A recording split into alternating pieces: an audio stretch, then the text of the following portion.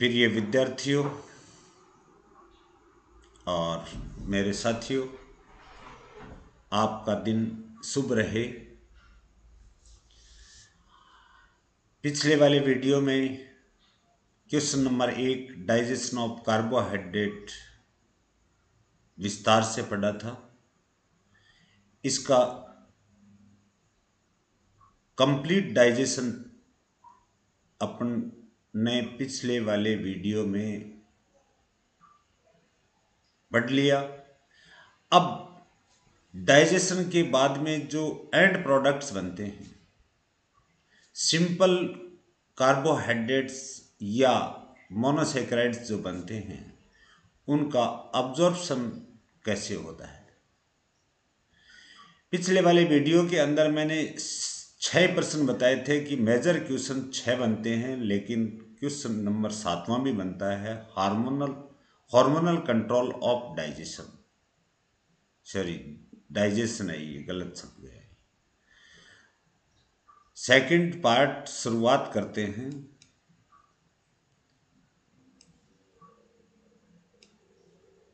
Absorption of carbohydrate यानी polysaccharide और disaccharide के पाचन के फलस्वरूप जो मोनोसेकेराइड्स एंड प्रोडक्ट्स बने थे, उनका अवशोषण किस प्रकार से अपनी आहार नाल में होता है या जंतुओं की आहार नाल में होता है।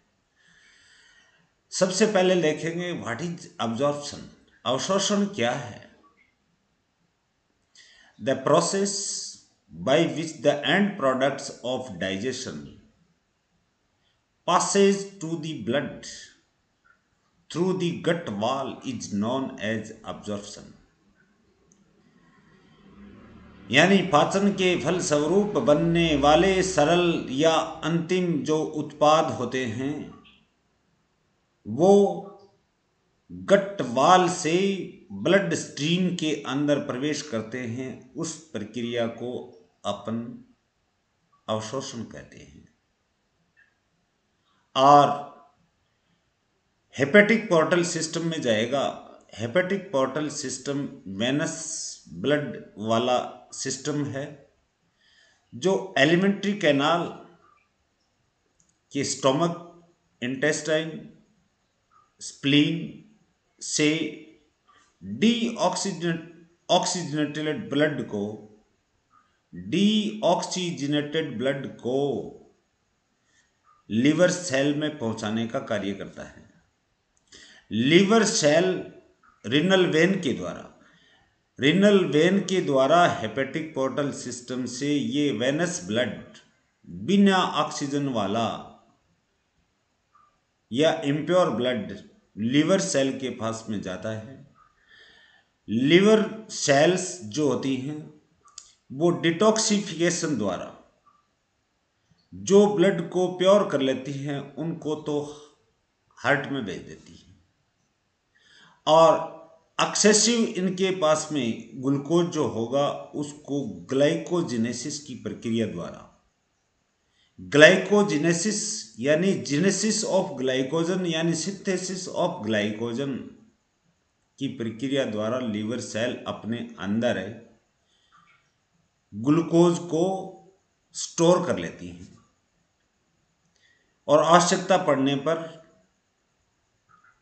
ग्लाइकोजन वापस ब्रेक डाउन यानी टूटने लग जाता है और ग्लूकोज बनने लग जाता है। जब ब्लड में ग्लूकोज का लेवल 0.12% भी अगर घटने लग जाता है, तो अब यहां पॉइंट लिया साइट ऑफ ऑब्जर्प्शन। पहला स्टोमक, दूसरा है स्मॉल इंटेस्टाइन। स्टोमक में बहुत ही कम मात्रा में एंड प्रोडक्ट्स का अवशोषण होता है। Very little fluid is absorbed here because the end products of gastric digestion are not in absorbable form. कारण ये है कि पूर्णतया पाचन न होने के कारण से मुख स्टोमक में इनका अवशोषण करने योग्य ये मोनोसेक्राइड्स के रूप में नहीं पाए जाते हैं, इसलिए अवशोषण होना संभव नहीं है। सिंपल फूड प्रोडक्ट्स होते हैं, जैसे ग्लूकोज लिया, यानी मोनोसेक्राइड्स अगर अपन ने लिए मुख गुहा में और मुख गुहा से स्टोमक में गया, वाटर लिया, अल्कोहल यानी लीकर लिया, तो वो इनका आगे पाचन होने की आवश्यकता नहीं है, which needs no further digestion can be absorbed in this part. जल, अल्कोहल और ग्लूकोज यानी मोनोसेक्राइड्स का अवशोषण यहाँ हो सकता है आमाशय में, कारण कि इनके आगे पाचन होने की आवश्यकता नहीं होती है। मित्रों, पानी पीते ही प्यास बुझ जाती है, अल्कोहल ड्रिंक करने के पश्चात तुरंत पश्चात नशा हो जाता है और ग्लूकोज खाते ही भूख मिट जाती है। इसी का कारण ये है कि इनका अब्जॉर्प्शन स्टोमक की नहीं बक्कल कैविटी में भी होने लग जाता है और बड़ा द्रुत गति से ये ब्लड के अंदर प्रवेश कर जाता है। तो पानी पीते ही प्यास बुझ जाती है, अल्कोहल पीते ही नशा हो जाता है और ग्लूकोज खाते ही भूख मिट जाती है। सेकंड मेजर अब्जॉर्प्टिव ऑर्गन आ रहा है small intestine. It is the main absorptive organ. About 90% of the ingested food stuff are absorbed through the small intestine। जो आहार के रूप में जो अपन ने भोजन का अंतः ग्रहण किया और उसका जो पाचन हुआ, उसमें से 90% 90% भाग जो है वो स्मॉल इंटेस्टाइन द्वारा अब्जॉर्ब्ड होता है। द सरफेस, यहाँ एक और बात होगी कि इंटेस्टाइन का अब्जॉर्प्शन एरिया किस कारण से बढ़ जाता है कि इनके अंदर म्यूकस मेम्ब्रेन के अंदर सर्कुलर फॉल्ट्स बन जाते हैं और वो सर्कुलर फॉल्ट्स विलाई या माइक्रोविलाई कहलाते हैं, सूक्ष्मांकुर कहलाते हैं। उनके कारण से अवशोषण का सरफेस एरिया यहाँ बढ़ जाता है।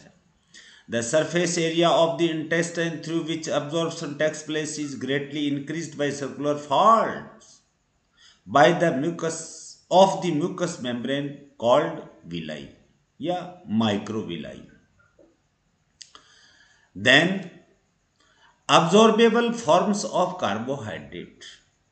कार्बोहाइड्रेट के कौन कौन से रूप होते हैं जो कि अवशोषित किए जा सकते हैं, अब्जॉर्बेबल रूप होते हैं, फॉर्म्स होते हैं। These are absorbed in the form of monosaccharides.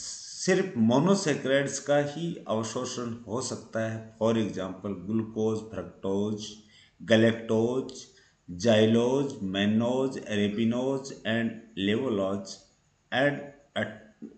And levulose etcetera, यानी ये सभी के सभी मोनोसेक्राइड्स हैं।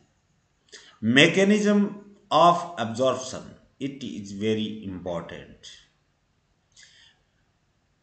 ये छोटा 5 नंबर का प्रश्न भी बनता है कि पाचन के फलस्वरूप उनका अवशोषण कैसे होगा, उसकी अवशोषण की क्रिया विधि क्या होगी। यहाँ कार्बोहाइड्रेट का ले रहा हूँ, उसके पश्चात लिपिड का भी पढ़ेंगे, प्रोटीन का भी पढ़ेंगे, लेकिन इससे पहले वाला जो मैंने आपको पाचन पढ़ाया है वो पाचन अगर आपने नहीं पढ़ा है तो आपके फैट और प्रोटीन का पाचन समझ में नहीं आएगा। अब्जॉर्प्शन सभी का अलग अलग प्रकार से होगा। तो अब्जॉर्प्शन की मैकेनिज्म पढ़ रहे हैं कार्बोहाइड्रेट की। 2 mechanisms are responsible for absorption of monosaccharides। Monosaccharides के अवशोषण के लिए 2 प्रकार की क्रिया विधि जो हैं वो उत्तरदायी हैं, simple diffusion and active transportation. Simple diffusion, diffusion की परिभाषा क्या है? The concentration of the flow of ions atoms, molecules from higher concentration to the lower concentration without required any type of the energy। यानी बिना किसी ऊर्जा के अधिक सांद्रता से आयनों, परमाणुओं और अणुओं का परिवहन अधिक सांद्रता से कम सांद्रता की तरफ अगर होता है तो उसको डिफ्यूजन बोलते हैं या सिंपल डिफ्यूजन बोलते हैं। Movement of ions from higher concentration आपको पता है किस में होगी, आंत्र के अंदर भोजन पड़ा है वहाँ पाचन हुआ है तो इंटेस्टिनल ल्यूमेन यानी केविटी में, गुहा में। कंसंट्रेशन टू लोअर कंसंट्रेशन किस में है, ब्लड में है। तो movement of ions from higher concentration to lower concentration is known as diffusion. Higher concentration glucose का यहाँ होगा या मोनोसेक्राइड्स का होगा इंटेस्टाइन के अंदर या इंटेस्टिनल ल्यूमेन में, और लो कंसंट्रेशन ग्लूकोज या मोनोसेक्राइड्स की किस में है, ब्लड में। सिंपल डिफ्यूजन द्वारा ये मोनोसेक्राइड्स या ग्लूकोज आसानी से बिना किसी ऊर्जा की आवश्यकता की कोई जरूरत नहीं पड़ती, एनर्जी की आवश्यकता नहीं पड़ती, एटीपी की यहाँ कोई जरूरत नहीं पड़ती, निष्क्रिय अभिगमन है ये। अब आ रहा है सक्रिय अभिगमन, एक्टिव ट्रांसपोर्टेशन।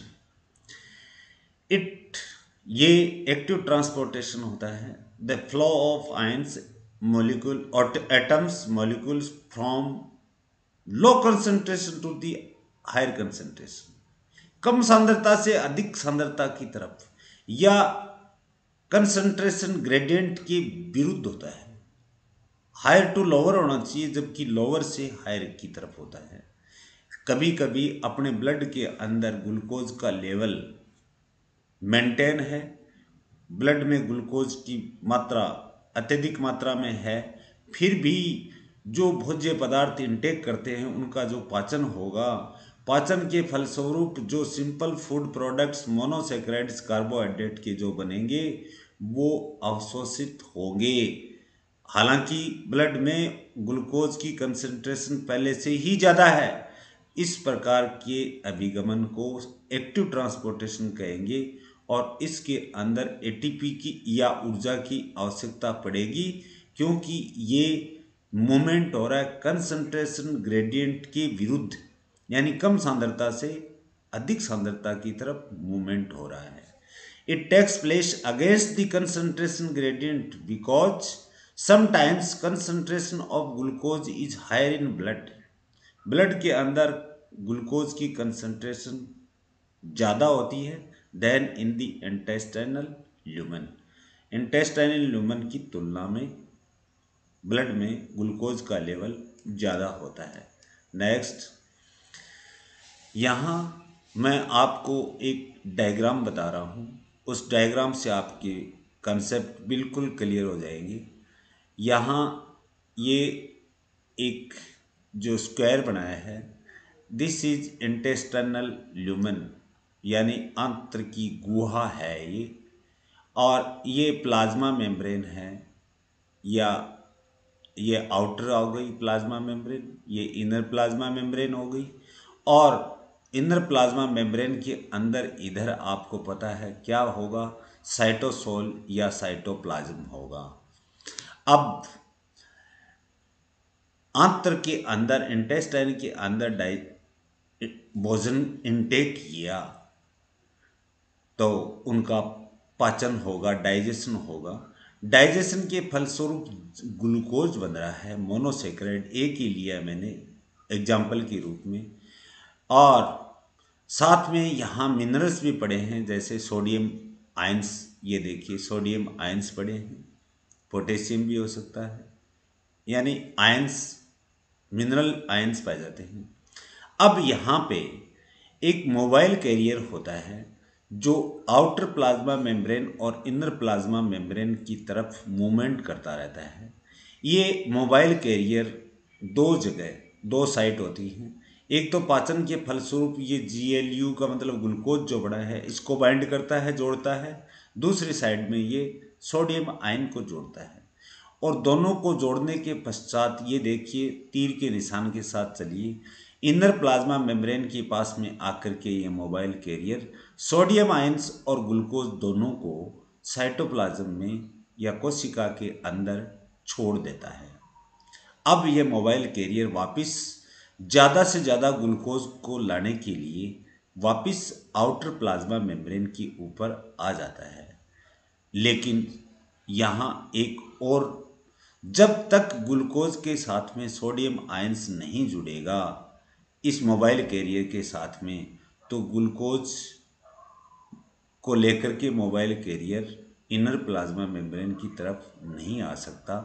इसलिए साइटोप्लाज्म में जो सोडियम को फ्री किया जाता है, हालांकि यहाँ सोडियम आयंस की सांद्रता कम है और इंटेस्टिनल ल्यूमन में सांद्रता ज़्यादा है, फिर भी ये सोडियम आयंस वापस आता है कहाँ, इंटेस्टिनल ल्यूमन या आउटर प्लाज्मा मेम्ब्रेन के ऊपर। अब ये कंसंट्रेशन ग्रेडियंट के विरुद्ध आ रहा है सोडियम आयंस। यहाँ पे sodium pump linked sodium potassium ATPase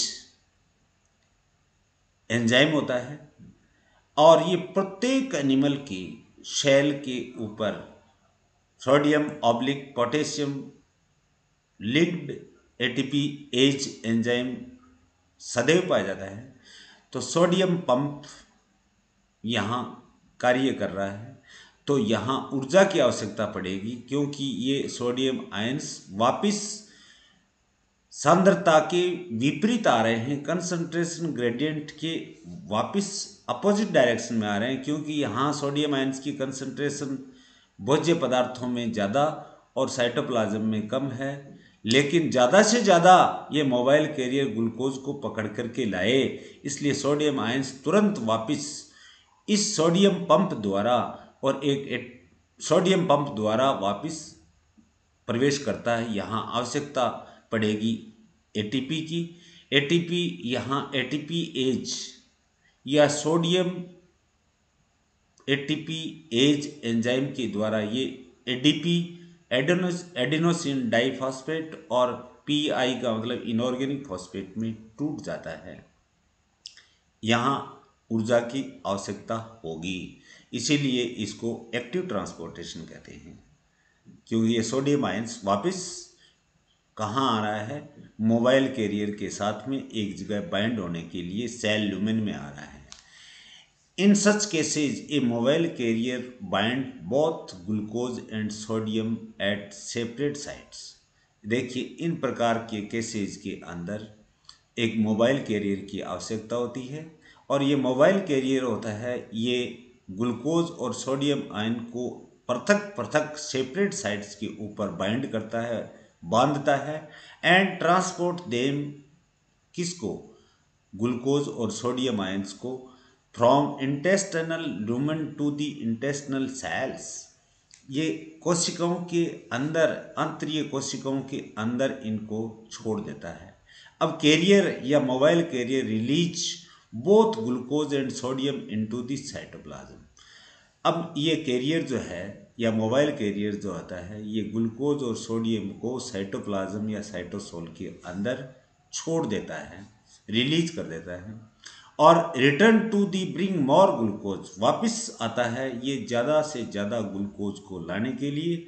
the sodium is transported down its concentration gradient.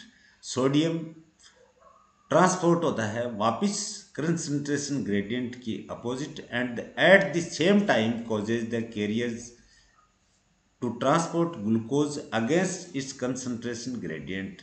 जब वापस मोबाइल कैरियर जो होता है ये ग्लूकोज को लाने के लिए वापस आउटर प्लाज्मा मेम्ब्रेन पे आता है, तो ये सोडियम आयंस वापस कंसंट्रेशन ग्रेडियंट की विरुद्ध, यानी यहाँ सांद्रता सोडियम आयंस की ज़्यादा और साइटोप्लाज्म में कम होने के कारण से ये ज़्यादा से ज़्यादा ग्लूकोज को लाने के लिए मोबाइल कैरियर की मदद करता है। The free energy required for this active transportation is active transport is obtained from ATP. इसमें फ्री ऊर्जा की स्वतंत्र ऊर्जा आवश्यक होगी इस एक्टिव ट्रांसपोर्टेशन में। और वो एक्टिव फ्री एनर्जी अपने को कहाँ से मिलती है? ATP linked to sodium pump. किसके साथ में जुड़ा हुआ है? सोडियम पंप के साथ में जुड़ी हुई है। ATP enzyme, ATP as enzyme जो होता है वो एटीपी को एडीपी और इनऑर्गेनिक फॉस्फेट में तोड़ देता है, which expels sodium from the cells. ये सोडियम पंप सोडियम आयंस को सेल से कहाँ? साइटोप्लाज्म से वापस सेल की आउटर प्लाज्मा मेम्ब्रेन पर ला करके इसके साथ में बांधने का कार्य करेगा। जब तक मोबाइल कैरियर के साथ में मोनोसैकेराइड के साथ में अगर सोडियम आयंस नहीं जुड़ेंगे तब तक ये mobile carrier inner plasma membrane की तरफ आकर के ग्लूकोज को लिबरेट या छोड़ नहीं सकता। तो ये है active transportation. My dear friends, next factor affecting absorption of carbohydrates, यानी कार्बोहाइड्रेट के अवशोषण को प्रभावित करने वाले कारक कौन कौन से होते हैं? कौन कौन से फैक्टर्स अफेक्टिंग अब्जॉर्प्शन को प्रभावित करने वाले हैं? Several factors help in the absorption of carbohydrate such as presence of the phosphoric acid H3PO4 and enzyme phosphatase in intestinal epithelial cells। intestinal epithelial cells के ऊपर एक फॉस्फेटेज एंजाइम पाया जाता है। एंटीरियर पिट्यूटरी एडिनोहाइपोफाइसिस कहते हैं। और एड्रिनल का कॉर्टेक्स, एड्रिनल में कॉर्टेक्स और मेडुला दो भाग होते हैं, जिसमें एड्रिनल का कॉर्टेक्स और सोडियम साल्ट्स और विटामिन एटसेट्रा इत्यादि ये फैक्टर्स जो होते हैं, यानी phosphoric acid, phosphatase enzyme, anterior pituitary, adrenal cortex, sodium salts and vitamins जो होते हैं, ये फैक्टर्स इनके अवशोषण करने में मदद करते हैं या प्रभावित करते हैं।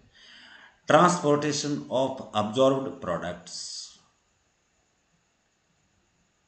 अब्जॉर्ब्ड प्रोडक्ट का ट्रांसपोर्टेशन कैसे होता है? ट्रांसपोर्टेशन ऑफ अब्जॉर्ब प्रोडक्ट्स, जो अवशोषित हो गए एंड प्रोडक्ट्स, उसका ट्रांसपोर्टेशन कैसे हुआ? The carbohydrate are absorb from the intestine into the blood of the hepatic portal system. Hepatic portal system एक वीनस सिस्टम होता है। ये हेपेटिक पोर्टल सिस्टम स्प्लीन यानी तिल्ली, आमाशय और इंटेस्टाइन एटसेट्रा से जो डाइजेस्टिव फूड प्रोडक्ट या एंड प्रोडक्ट या सिंपल फूड मोनोसेक्राइड्स होते हैं, उनको अपने अंदर ब्लड कैपिलरीज से लेकर के अपने अंदर लेकर के हेपेटिक पोर्टल वेन द्वारा लीवर सेल के पास में पहुंचाने का कार्य करता है। थ्रू हेपेटिक पोर्टल वेन ये जो प्रोडक्ट एंड प्रोडक्ट जो हैं वो पहले ब्लड में आएंगे, लेकिन ब्लड किसका होगा? हेपेटिक पोर्टल सिस्टम का होगा। और ये आएगा किसके द्वारा? हेपेटिक पोर्टल वेन के द्वारा आगे कहाँ जा रहा है? थ्रू हेपेटिक या थ्रो की सेकंड फॉर्म है through hepatic portal vein the absorbed carbohydrate reach to the liver. Hepatic portal vein द्वारा ये हेपेटिक पोर्टल सिस्टम में जो ब्लड है उसमें जो अवशोषित किए गए जो एंड प्रोडक्ट्स या मोनोसेक्राइड्स हैं, उनको हेपेटिक पोर्टल वेन लीवर के अंदर पहुंचाती है। Where excessive glucose present in the blood is taken up. जो लिवर कोशिकाएं होती हैं, यकृत कोशिकाएं जो होती हैं, वो ग्लूकोज को अपने अंदर ग्रहण कर लेती हैं और store in liver cells in the form of glycogen, और ग्लूकोज को ग्लाइकोजन के रूप में संग्रहित कर लेते हैं। इस प्रकार के प्रोसेस को बोलते हैं ग्लाइकोजिनेसिस। ग्लाइकोजिनेसिस यानी जिनेसिस का मतलब है synthesis. Synthesis of glycogen from glucose is known as glycogenesis। तो ये हुआ absorption of कार्बोहाइड्रेट। ये पाचन, डाइजेशन और उसके बाद में अवशोषण, कार्बोहाइड्रेट का डाइजेशन कंप्लीट हो चुका है। मैं इसके बाद में ग्लाइकोजिनोलाइसिस और ग्लाइकोलाइसिस, ग्लाइकोजिनोलाइसिस में ग्लाइकोजन का ब्रेकडाउन किस में होगा? ग्लूकोज में होगा। ग्लूकोज का ब्रेकडाउन ग्लाइकोलाइसिस में के द्वारा किस में होगा? पायरिक एसिड में होगा। पायरिक एसिड का कन्वर्जन किस में होगा? एसिटाइल को एंजाइम ए में होगा। एसिटाइल को एंजाइम ए आपको पता है माइटोकॉन्ड्रिया के माइटोकॉन्ड्रियल मैट्रिक्स में जाकर के क्रेब्स साइकिल में प्रवेश करेगी। तो क्रेब्स साइकिल पढ़ेंगे, उसके बाद में एचएमपी शंट पढ़ेंगे, उसके बाद में कोरी साइकिल पढ़ेंगे। तो ये एक मेटाबॉलिज्म का क्रमबद्ध तरीका है, यानी फिजियोलॉजी के साथ में बायोकेमिस्ट्री साथ साथ चलेगी। अपन सिर्फ कार्बोहाइड्रेट का वर्गीकरण अलग कर सकते हैं, लेकिन ये जो आपस में इंटर रिलेटेड फिजियोलॉजी और बायोकेमिस्ट्री जो है इसको अलग नहीं कर सकते। मैं आपको कंप्लीट फिजियोलॉजी एंड बायोकेमिस्ट्री, पूरी की पूरी कंप्लीट फिजियोलॉजी एंड बायोकेमिस्ट्री के वीडियोज लेक्चर बना करके आपके सामने प्रस्तुत करूँगा। मुझे बड़ी खुशी होगी कि आपकी अवधारणाएं बहुत ज़्यादा मजबूत हो जाएगी। मेरा प्रयास यही रहेगा।